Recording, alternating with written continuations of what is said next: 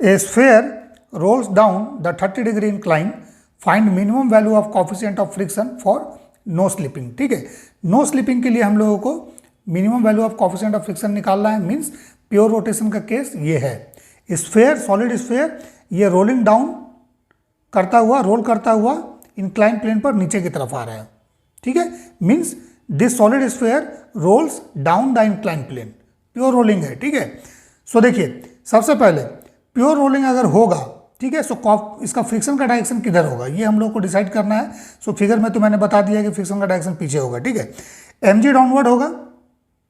ठीक है, सो अगर ये डायरेक्शन को हम लोग परपेंडिकुलर मानते हैं, perpendicular to the incline and this is the parallel to the incline, so mg का दो कंपोनेंट होगा, एक इस डायरेक्शन में, एक इस डायरेक्शन में होगा। ठीक है, ये वाला एंगल जो है ये थीटा होगा।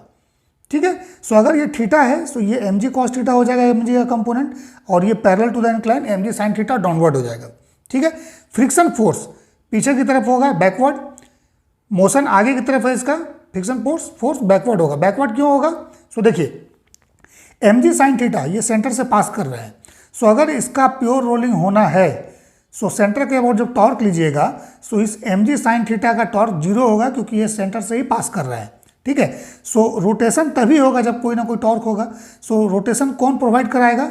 सो ये फ्रिक्शन फोर्स अगर पीछे होगा तो यही क्या करेगा, क्लॉकवाइज इस तरह से रोटेशन इसको प्रोवाइड कराएगा। ठीक है, कैसे देख लीजिए, फ्रिक्शन पीछे है सो इसका आर वेक्टर इस तरफ होगा, so tau equal to r cross f. ठीक है, सो टॉर्क क्या हो जाएगा, this r cross f, means इसका डायरेक्शन ऑफ रोटेशन ये आ जाएगा आर से एफ की तरफ। ठीक है, so let alpha is the clockwise angular acceleration. ठीक है, so this friction will be backward so that it will provide the necessary torque for the rotation down the incline. ठीक है, आगे नहीं हो सकता है।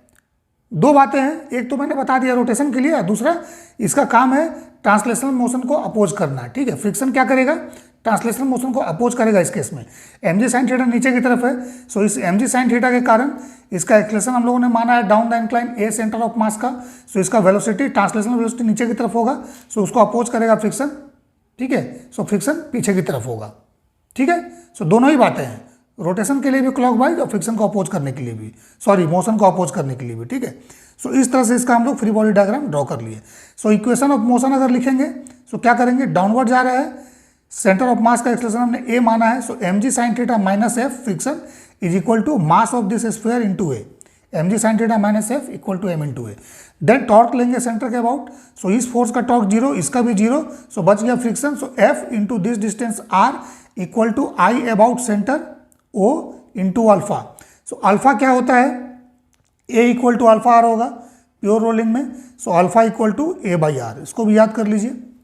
ठीक है, सो आई का वैल्यू क्या होगा about the centre solid sphere के लिए 2/5 mr स्क्वायर, यहाँ से f का वैल्यू 2/5 ma आ जाएगा।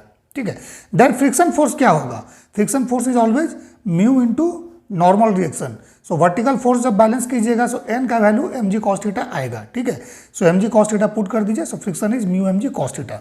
ठीक है, अब क्या करना है, इक्वेशन 1 और ये इक्वेशन 2, यहाँ से ma का वैल्यू निकालिए, ma का, f को मत सॉल्व कीजिएगा, कोई फायदा नहीं है। ठीक है, ma का वैल्यू निकाल के, क्योंकि एक्सेलरेशन हमको नहीं चाहिए, ma का वैल्यू यहाँ पुट कीजिए। सो ma का वैल्यू जब इसमें पुट कीजिएगा सो कुछ इस तरह का इक्वेशन बनेगा, और यहाँ से आप फ्रिक्शन फोर्स निकाल लीजिए, mg 2/7 mg sin थीटा ये आ जाएगा। ठीक है, friction force 2/7 mg sin theta आ जाएगा। जब ये इक्वेशन आ गया सो अब क्या करना है, जो फ्रिक्शन का इक्वेशन निकाले थे म्यू mg cos थीटा, इसमें डिवाइड कर दीजिए इससे। ठीक है, तो डिवाइड करिएगा, देखिए एफ कट जाएगा, एफ बाई एफ, ये mu mg cos theta by 2/7 mg sin theta आएगा। सो यहाँ से म्यू का वैल्यू आपका आ जाएगा 2/7 tan थीटा। ठीक है, और tan 30 डिग्री हो जाएगा, थीटा का वैल्यू 30 डिग्री गिवन है। सो इसको सॉल्व कीजिएगा, सो 2/7√3 ये म्यू का वैल्यू होगा, दिस इज 0.165। ठीक है ना, सो सिंपल क्वेश्चन है इसको, बट फेमस है, हर जगह फेमस है, ये बोर्ड में भी पूछता है, कॉम्पिटिटिव एग्जाम में भी इधर उधर पूछ ही देता है। ठीक है।